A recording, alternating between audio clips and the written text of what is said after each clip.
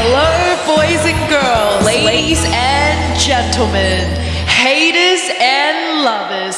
Welcome back to another episode. Honestly, this year has been a crazy, long, chaotic year for everyone. We've talked about certain influencers, certain celebrities, and their terrible, shocking, and disgusting behaviors. We've touched on things that are cool, we've touched on trends, and certain things that are just downright weird.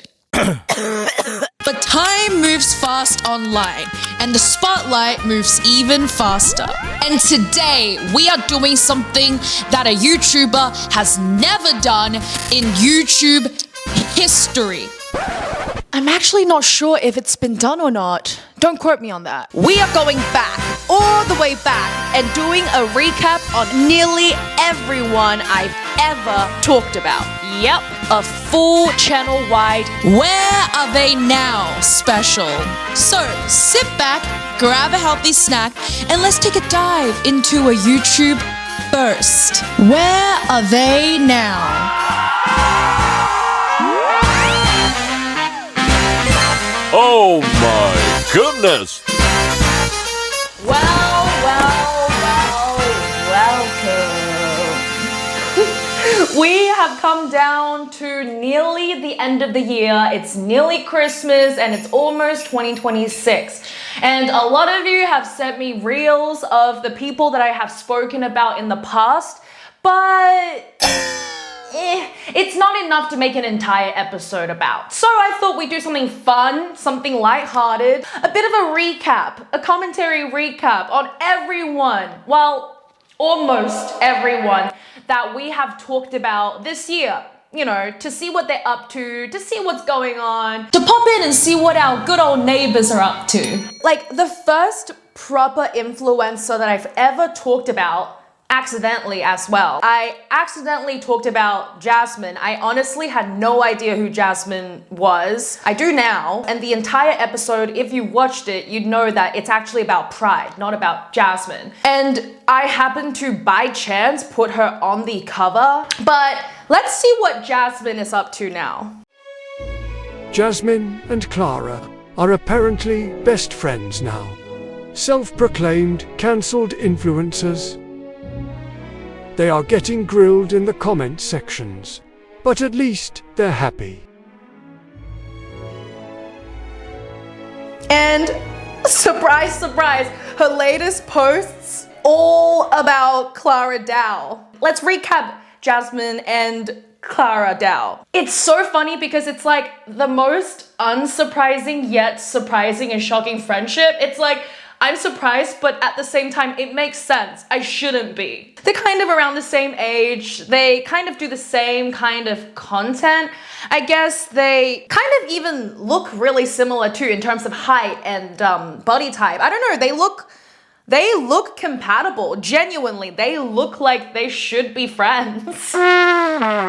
They've gone through similar things, it seems like. I'm not surprised by this friendship. In fact, out of everyone we've talked about, if we were going to like put them into friendships or relationship with each other, I put these two together as friends. I'm kind of low-key not surprised. A part of me is like, birds of the same feather flock together. But another part of me is like, hey, good for them. Good for them. That's actually the best outcome, to make a great friendship out of something that was once low-key kind of tragic. Next up, we have Bonnie Blue.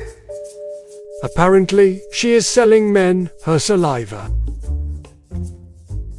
I don't really want to repeat what she did. If you're interested, you're welcome to... Actually, don't. Just don't. And she seems to be on a holiday in Bali. And basically that's it. She seems to be still creating OF content and being incredibly degenerate. Sad. It's really sad seeing a pretty girl that's also intelligent. I mean, she had a good job. She was in recruitment, worked a corporate job. It's really sad to see beautiful, intelligent women go down this type of path. It's really sad. It's sad to see women do this instead of healing and becoming their full potential and being a godly woman, a mature, strong, powerful woman to set great examples for the younger generation. It's really sad that they go down a really degenerate and dark path. Have fun in Bali. Don't die. Next up, we have the Wiz Liz. The Wiz Liz is not that active on social media, not as much as before anyway. A lot of fans are speculating that she might just be posting her old stuff, like her drafts. Some fans suspected that she's probably already had her baby. She's probably like looking after her newborn, if the rumors are true. And she's just taking a break off social media. But the last time I checked her profile, she looked really pregnant and looked like she's ready to give birth soon. Next up, we have Aimless and Akim. Aimless and Akim. Oh my gosh. Like, are they going to come out with the lawsuits or no? Is that still happening or no? Do they think that we forgot about that or no? This couple does not seem to have too much updates and details on their lawsuit situation in regards to suing minors. However, it seems that they have shifted their content into more romantic than sexual. That's a great improvement. It seems to be wholesome. They seem to have moved from sexual, Wattpad, couple, mysterious, softcore content reels into now wholesome, healthy, really sweet and cozy couple content. Respect. Her clothes, her outfit has changed, the way that they interact have changed, their captions have changed from going really sexual to now something like you were never an option, you were the only answer. They have shifted from cringy and embarrassing and really horny to really wholesome, really appropriate, really romantic. Respect. When you speak up, things can happen. Never stop asking for what you want. Never stop speaking up against what is inappropriate and what is not right. This is the power of the people. Next, we have Hyoga and Teddy. Hyoga and Teddy, I actually did an interview with them not long ago, like a few months ago, and they are apparently getting a new house, moving into their new house, and potentially starting a life together, starting a family together. Basically, Hyoga quit OF. Yeah, they're switching up their content from cringy and sexual to now kind of funny and quirky. They had a major shift as well. Hyoga is becoming more serious and devoted to his religion, Christianity.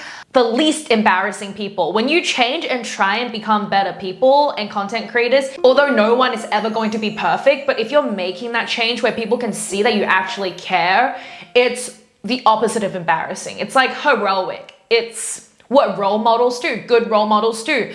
That's why I just can never have respect for Clara Dow. Oh my gosh, Lala Sadi. I actually have a soft spot for Lala Sadi.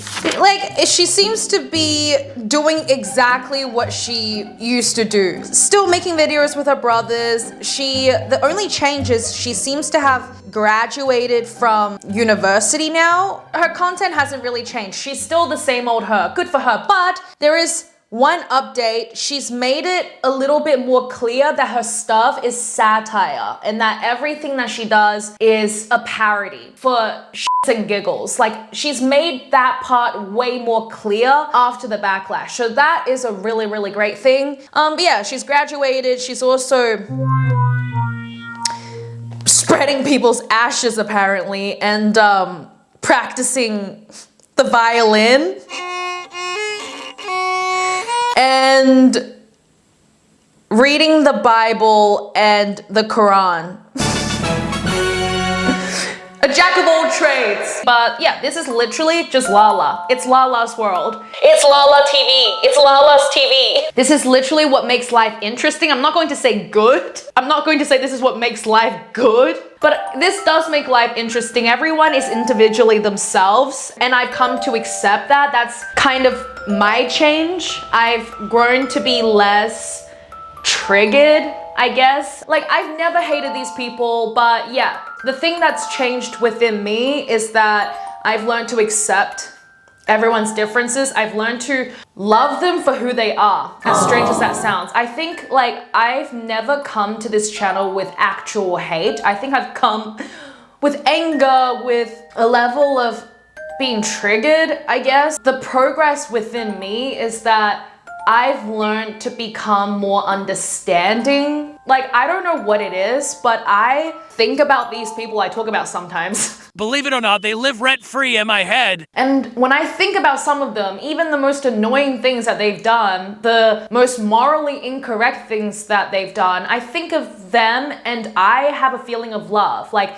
my point of view, if God loves me so much, even when I misbehave and when I do wrong things and I'm deeply flawed as a human, and he can love me, and I am God's child, then we are all God's children. No matter if you believe in God or not, we are all God's children and we are all equally God's creation, and he loves us all equally. And it's like, if God can love me and forgive me, then I can love my brothers and sisters. I look at them like the way that God might look at me. Obviously, my love can never be that powerful, that unconditional, that pure, but I'm trying in the sense that I'm trying to look at them with love and gentleness. That's the magic of Jesus. And that's also thanks to you guys. Oh, I think I'm getting emotional just thinking about it.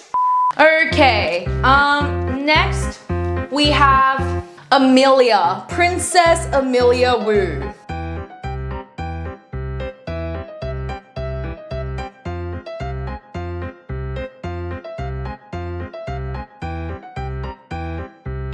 Unfortunately, nothing seems to have changed from her. She's still posting this same type of stuff, hanging out with the same types of people. Apparently, there's a rumor that she came out to confess her love for her best friend Sophie. I don't know if that's true, but that's just some of the rumors. She seems to be closer with her friend Nevada now. She's still hanging out with her brother Thomas Wu. Apparently, her brother Thomas bought her a Porsche. She's probably driving around town in her new fancy car. Yeah, but basically, she hasn't changed.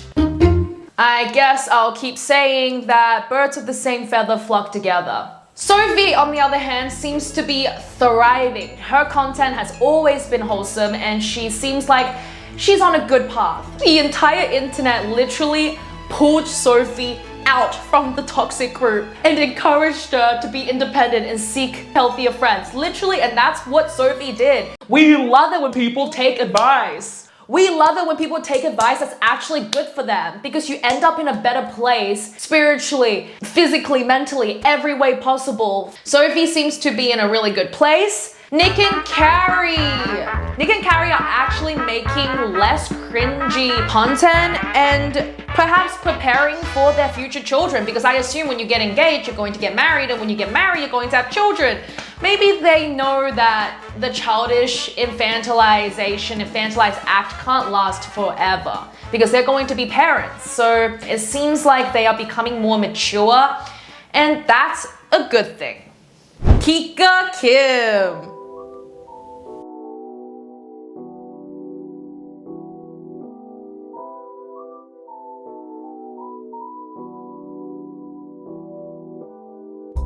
She seems to be just chilling, traveling the world, and honestly, living her best life. It seems like she has no ties with her old group, the EXO team, thriving in her own life. She stopped copying other people's content. She's completely doing her own thing. Kika Kim is probably, out of everyone, the least problematic person I've ever talked about.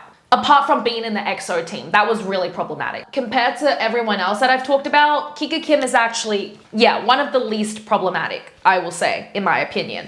And the least cringe. Nevada is kind of still doing the same thing. I checked out Nevada's page. It seems like she stopped collaborating with OF models now, so that is a plus. Is she living a better life? Is she becoming mentally, physically, spiritually more healthy and a better role model for her audiences? That I can't tell because I don't live her life, so I don't know what she's doing in her daily life. Those things I just don't know. But from what she's posting, it seems like she's just posting what she's always posted. Yeah, it looks like the same things that she's always posted. Thirst traps and whatnot. Again, nothing really to dig. And yeah, EXO team. EXO team has just gone downhill and downhill and downhill, and it's completely depleted. Like, their channel is unsavable. But are they like a little bit more appropriate now compared to before? A little bit. A tiny bit. Looking at their channel now, just from first glance, it definitely looks a little more appropriate, with more appropriate looking outfits. So that's a plus. That's a huge plus. Whenever people make the effort to make adjustments, it's just good for everyone. River Aurora, honestly, there's no major news about her recently. There's actually no recent news that's come out. She stayed out of the spotlight. Her and her mother have tried their best to stay out of the spotlight. After the backlash, they seem to have died down. There's no crazy news surrounding them anymore ever since the age scandal. She's actually kind of pulled back and maintained a level of privacy in a way, which is really freaking good for her. Woo! I love it when people do that. The Caligera sisters, I know that they had like backlash like recently when someone dug up the fact that their mom followed Trump, which is like some heavy stalking if you think about it. But at the same time, it's also expected to happen to like really famous TikTokers, so I get it. Someone literally said we made the wrong people famous. They are literally facing the biggest backlash right now. Their comment sections are comparable to Clara Dow. They're getting a lot of backlash in their comment sections. They have something else to deal with. And whether or not they want to change or they don't want to change, it's up to them. I hope they change. I think the world would be a better place if everyone just dropped their egos a little bit and just like, you know, kind of change for the better. Then everyone would be happy and the world would literally become a better place and everyone's careers would do better as well. That's just my opinion and advice. But yeah, they are still the same. They dress the same. They talk the same. There's no changes. Nothing interesting. Nothing inspiring, in my opinion. The Ha sisters. Holy crap, I got roasted hard. I got roasted so freaking hard for this video. Seriously, I have avoided my own comment sections because of this video. I had a lot of requests to do this video, but it actually backlashed onto me. And if you actually watch the video with no emotions, like not standing on their side or my side, you watched it neutrally, you'd actually realize that I never said anything bad about them. And I just said that I didn't like the way that they spoke. Like I didn't like how they speak English. Like I can understand why people took offense to that. I can understand. Look, I'm sorry for saying that. Could I have said it a different way? Sure. My genre is social commentary. My audience wanted to see this. I gave my audience what they wanted in the most respectable fashion, in my opinion. If people didn't like that, then the haters. No, I'm joking. I'm joking. That was rude. But yeah, basically they have backlash. They're getting backlash for some reason. Apparently they do like interviews and podcasts and they had like Jessie on the podcast and a lot of fans are complaining, you know, they're not well prepared. Their interviews are really messy. They speak over people. They seem underprepared and rude and obnoxious and dumb. A lot of people, I'm not saying this, ex-fans are saying this, viewers are saying this, their own fans and viewers and listeners are saying this. Some of you guys actually wanted me to redo a video on them and talk about the situation. I don't see it as that interesting. I pretty much said it in my video. I think every YouTuber or of influencer has a different vibe. I just don't think that you go to them for intellectual discoveries. Or maybe you would. But yeah, that's my comment for their current controversy with crappy interviews, apparently. Stephanie Sue is doing better than ever. And I think Avocado like lost weight, became skinny and fit again and came back to like repost a video and a dramatic situation that they had like about 5 years ago. Now Avocado's come back to talk about how sneaky Stephanie Sue is and everyone's just like, holy crap, this is old YouTube drama's back. And some people are kind of like, Shut up, Nick. Like, no one cares anymore. We all know who you are. You're manipulative. blah, blah, blah. But yeah, Stephanie seems to be okay. She's always been doing well and she's doing even better now after covering the Diddy case. And she's just doing her thing, living her life. And that's about it. Good for her. That's some positivity there. And of course, Deborah and Coco Crazy plus Trills talk everything. Trills, if you're watching, massive shout out to Trills. Yeah! Shout out to Trills if you're watching this, but basically, yeah, Deborah's completely deleted her video after her false accusation, a lot of her own lies, because she was overly paranoid and emotional and I just didn't trust her judgment because of that, came out with a lot of fake claims basically. But she chose to remove herself from YouTube after all the drama and dropped her allegations against Coco, and I think maybe against me. Apparently she's like mentioned and given a report to the police and mentioned me and Coco Crazy and Trills. So I think maybe that's been dropped now because she's deleted everything. So that's basically the news. No one's getting sued, no one's getting reported anymore. I hope that she's recovering, and I hope that this is not something that comes back after like 3 years. Like she's going to do a freaking Nikocado avocado on me. There's really no one else that I want to talk about. This is basically it, guys. This is our annual recap. Like this video. If this video gets like 10,000 likes, I'll do an annual recap every year.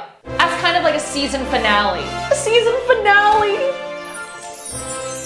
That's so cute. Yeah, like a season finale. Anyway, if you like this video, you can support me by liking, commenting, subscribing, boosting and hyping this video. Have an amazing day, amazing week, stay safe, and I'll see you guys in the next episode. Bye.